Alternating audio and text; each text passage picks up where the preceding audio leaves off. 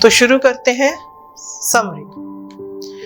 Christmas eve had arrived, मतलब कि Christmas की जो है इवनिंग जो है आ गई है।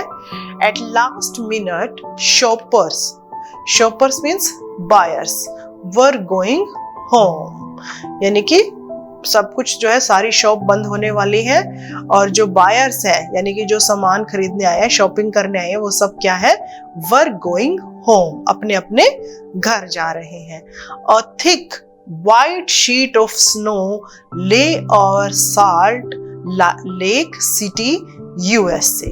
तो हम जो बात कर रहे हैं वो कहाँ की है, यूएसए की जो सिटी है वहां पर उसकी बात कर रहे हैं। यानी कि क्रिसमस ईव जो है आ चुकी है और सभी शॉपर्स जो है अपनी वापस अपने घर जा रहे हैं और शॉपकीपर भी शॉप बंद करने वाले हैं। और thick white sheet of snow lay over salt lake city USA, और जो बर्फ की क्या है, एक वाइट शीट, यानी कि जो बर्फ है वो एक वाइट शीट की तरह जो है वहां पर फैली हुई है। Yet the lights were still burning in the old clock shop, लेकिन जो है जो ओल्ड क्लॉक शॉप है उसकी जो लाइट्स है वर स्टिल बर्निंग, अभी भी उसकी लाइट्स जो थी ऑन थी। एज रे इट्स ओल्ड डीफ ओनर, और रे यानी कि it's old deaf owner, deaf means क्या है, वो बोल नहीं सकता। तो जो ओल्ड, जो रे नाम का जो ओल्ड पर्सन है, जो डीफ है, वो क्या है, ऑनर, उस शॉप का ओनर है। Worked on a clock he had sold that day, और कोई जो है अपनी घड़ी जो है बेच के गया है और जो है वो उस पे वर्कड, उस पे काम कर रहा है। इट मीन्स क्या है हमारी जो ये स्टोरी है कि क्रिसमस ईव है और सभी जो है शाम का टाइम हो चुका है, सभी जो शॉपकीपर है अपनी शॉप बंद करके घर जा रहे हैं और जो शहर में जो है स्नो ऐसे फैली हुई जैसे कि कोई वाइट शीट, यानी कि कोई चद्दर बिछी हुई हो। Yet the lights were still, सब जो है जा रहे हैं, लेकिन फिर भी जो रे नाम का एक पर्सन है, ओल्ड है और डीफ है, डीफ जो है जो कि बोल नहीं सकता, और उसकी जो शॉप है वो अभी तक क्या है, खुली हुई है और वो क्या कर रहा है, अपनी घड़ी पे काम कर रहा है। वर्कड ऑन मतलब वाज रिपेयरिंग, उसको ठीक कर रहा था। आगे देखते हैं। उसके बाद हैविंग फिनिशिंग हिज वर्क मतलब अपना काम जो है उसने कंप्लीट कर लिया। रे स्टूड अप, रे खड़ा होता है, and was on his way to back room, मतलब कि was on his way to back room, यानी कि उसके पीछे की तरफ एक रूम बना हुआ है, वो उसकी तरफ जा रहा था। When a cold rush of air from the front door hit the back of his neck, यानी कि रे जो भी काम कर रहा था उस काम को करके जैसे ही वो खड़ा होता है और पीछे की तरफ एक रूम बना हुआ है, वो उधर जा रहा होता है, तो क्या है, एक जो है rush of air, rush means क्या है, गस्ट, यानी कि झोंका, एक हवा का झोंका आता है फ्रॉम द फ्रंट डोर, सामने वाले दरवाजे से, और hit the back of his neck, मतलब जो हवा का झोंका है बड़ी तेजी से आके उसकी गर्दन पर महसूस होता है। He turned to meet last minute shopper, यानी कि किसी ने दरवाजा खोला तभी तो जो है उसके अंदर से हवा आई, तो अब जो है रे वापस मुड़ता है to meet last minute shopper, यानी कि जो लास्ट जो शॉपर बायर दुकान पे आया उससे मिलने के लिए। But his old wise eyes told him that this was not a shopper. His old wise eyes means मतलब कि उसकी जो अनुभवी आंखें हैं उन्होंने पहचान लिया कि this was not a shopper, यानी कि वहां पर जो शॉपर जो बायर आया है वो बायर नहीं है। रे को जो है अपनी अनुभव आंखों से पता लग जाता है। ही वॉज टू मैन, वहां पर दो मैन है, दो शॉपर है, दो बायर है, दो जने हैं। In his 20s, in his 20s मतलब नियर अबाउट 20 के आसपास की जो है उनकी एज है। द आफ्टर क्लोजर टू 50, एक जो वन इन हिज 20s, एक तो जो है 20s के आसपास है, and the after closer to 50, और जो दूसरा है वो 50 यानी 50 की उम्र के आसपास है। यानी कि जब जो है रे अपना काम खत्म करके पैकिंग वैकिंग करके जाने की तैयारी करता है, तभी दरवाजा खुलता है और जो दो बायर्स उसकी शॉप पे आते हैं, वन इन इज 20, एक तो 20 साल के आसपास की उम्र का है और जो दूसरा है वो क्या है 50 साल की उम्र के आसपास, थोड़ा ओल्ड है। आगे देखते हैं। उसके बाद the younger man remained at the door. Younger man यानी कि वो जो दो बायर है उनमें से जो यंग है, जो कि नियर अबाउट 20 के आसपास था, वो कहाँ रिमेन मतलब खड़ा रहता है, कहाँ पर, दरवाजे पर। The older man approached means come near, यानी कि आगे आता है। The counter with no sign of friendliness in his eyes. और जो ओल्डर मैन है यानी कि जो बूढ़ा व्यक्ति था, वो क्या है, काउंटर क्या होता है, जहां पर जैसे हम काम कर रहे हैं तो रे की घड़ियों की शॉप है, तो काउंटर जहाँ पे वो अपनी सारी शॉप जो वॉच वगैरह रखता था और जहां पर वो बैठता था, दैट इज काउंटर। तो वो जो ओल्डर मैन है वो काउंटर की तरफ आता है with no sign of friendliness in his eyes. It means उसकी आंखों में फ्रेंडलीनेस यानी कि मतलब कोई अच्छी जो है फीलिंग्स नहीं है।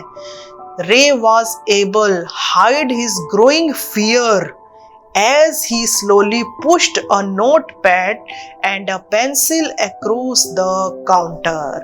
Ray was able hide means छुपाना, और रे जो है क्या छुपाता है, his growing fear, अपने अंदर का डर, जो उसको डर महसूस हो रहा था उसको वो छुपा लेता है। as he slowly pushed a notepad, और वो उसके सामने एक नोटपैड रख देता है। क्यों? क्योंकि उसको सुनाई तो देता नहीं है, उसको समझ तो आता नहीं है, ठीक है ना, ही कांट अंडरस्टैंड, तो वो एक नोटपैड रख देता है and A pencil across the counter, ताकि उसको जो है बायर को जो कुछ चाहिए वो उसको लिख के बता दे, ताकि जो रे है उसको वो समझ आ जाए। ठीक है, उसके बाद देखते हैं आगे। काउंटर वही शॉपर्स टेबल, यानी कि जहाँ जो शॉपकीपर बैठते हैं तो उस टेबल को हम क्या कहते हैं, काउंटर कहते हैं। आगे देखते हैं। He smiled at the unfriendly face. He smiled, और रे जो है स्माइल करता है एट द अनफ्रेंडली फेस, यानी कि जो ओल्ड मैन है जो रे के काउंटर के पास आया है, अनफ्रेंडली मतलब अजीब सा, तो ठीक है ना, तो रे जो है उसको देखकर स्माइल करता है। Then pointed to his ears, और उसके कानों की तरफ इशारा करता है। And shook his head from side to side. Shook means क्या होता है, वेव्ड, हिलाना, और अपने सिर को हिलाता है from side to side.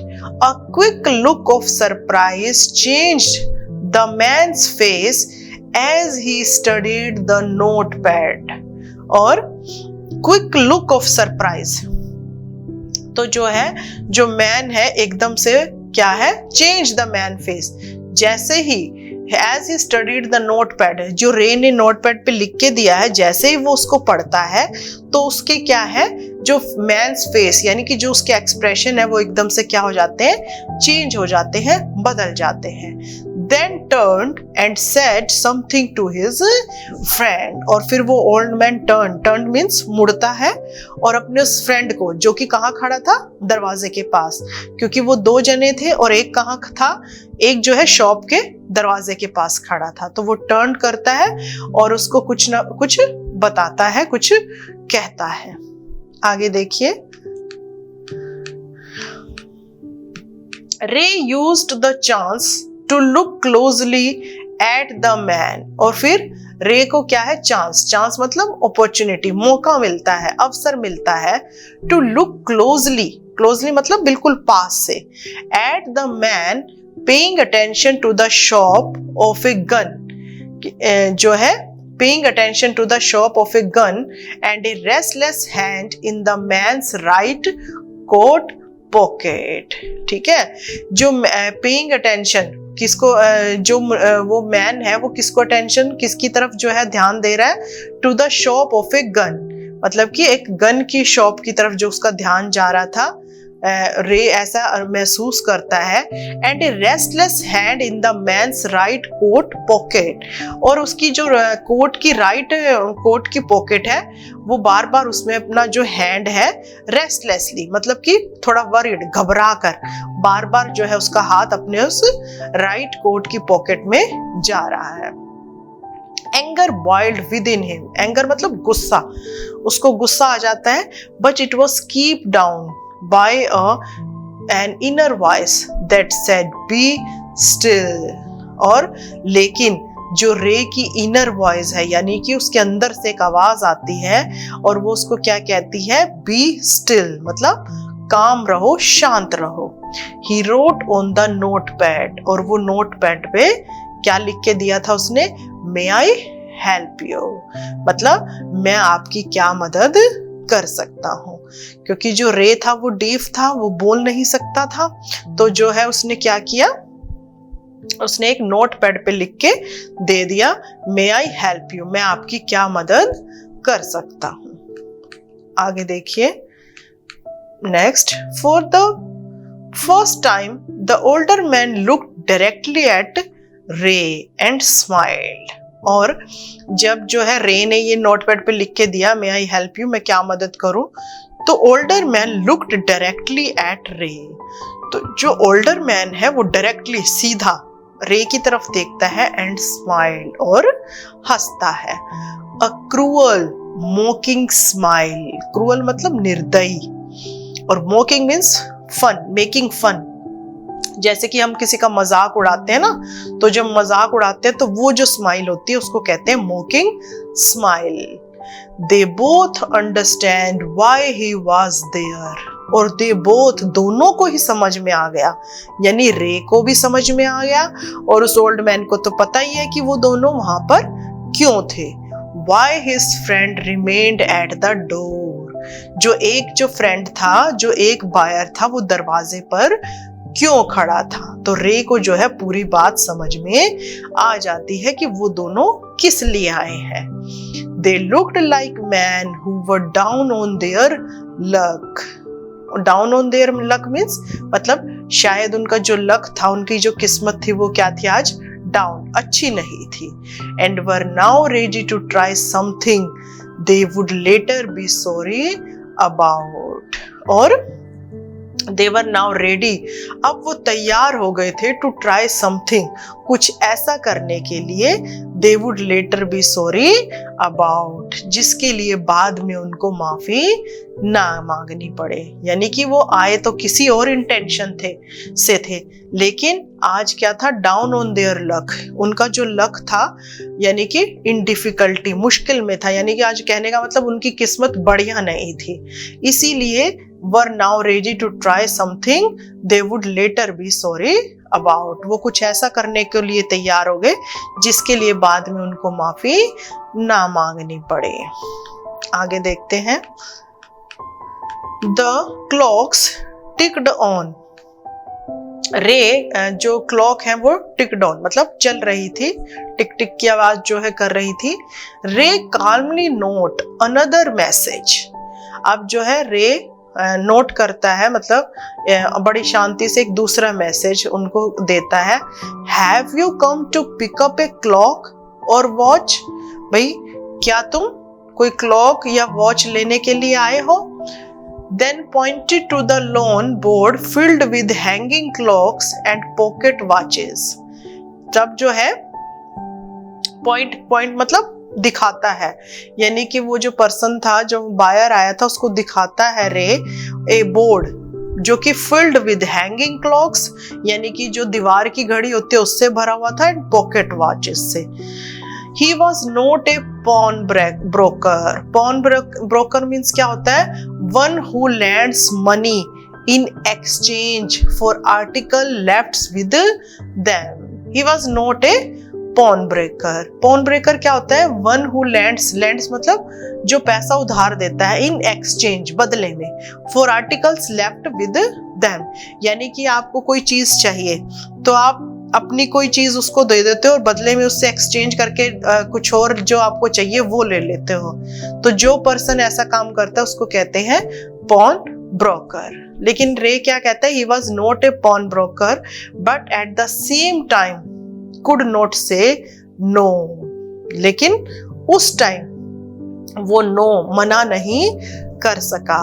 To the needy people, उन लोगों को जिनको जरूरत थी, who placed their old watches or clocks before him for anything Ray could get। मतलब कि उन लोगों ने क्या किया? who placed their old watches, जो अपनी जो बोर्ड पे लगी हुई ओल्ड वॉचेस और क्लॉक्स वो उसको दे जाते थे, और फॉर एनीथिंग रे कुड गेट, और बदले में जो है वो रे से जो भी सामान उनको चाहिए होता था, जो भी पैसे उससे ले लेते थे। यानी कि वो अपनी घड़ी उसको दे देते थे और बदले में उससे मनी ले लेते थे, तो और फिर उसको जो उनको जो सामान चाहिए होता था वो अपनी पसंद का ले लेते थे। तो वो जो बोर्ड भरा हुआ था वो उन्हीं घड़ियों से भरा हुआ था जो लोग एक्सचेंज करके उनको वहां पर छोड़ गए थे। आगे देखते हैं next. He loaned more than he should.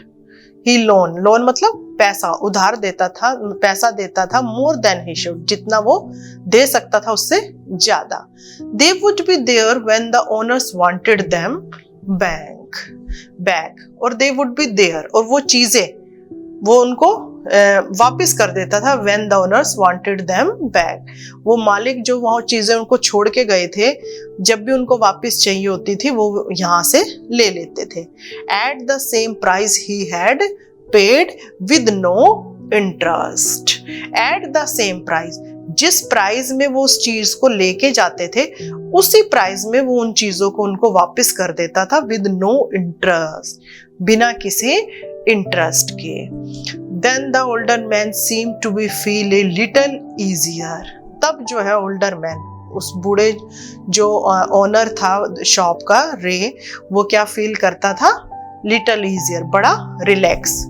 took out his hand from his pocket and quickly looked at the watch on his wrist। Older man यानी जो बायर्स था उसने इजियर फील किया और उसने अपनी पॉकेट से एक वॉच निकाली और quickly looked at the watch in his wrist. Wrist यानी कलाई, कलाई पर जो घड़ी बंधी हुई थी उसकी तरफ देखता है और पूछता है how much will give me for this, कि इस वॉच के लिए तुम मुझे क्या दोगे? द मैन रोड, तो उस मैन ने भी क्या किया? उस नोट पैड पे लिख दिया कि इस वॉच के लिए तुम मुझे कितने पैसे दोगे। तो ये लिखकर वो नोट पैड जो है रे के सामने रख देता है। तो आगे देखते हैं, आगे क्या है? रे noticed a little shame in the grey eyes looking at him. और फिर रे ने क्या नोटिस किया? नोटिस मतलब देखना, समझना। लिटिल शेम, शेम मतलब शर्मिंदगी। इन द ग्रे आईज यानी कि ग्रे मीन्स यहाँ पर क्या है? ओल्ड, यानी कि जो वो बायर्स था उसकी आंखों में रे को क्या दिखती है? शेम यानी कि शर्मिंदगी।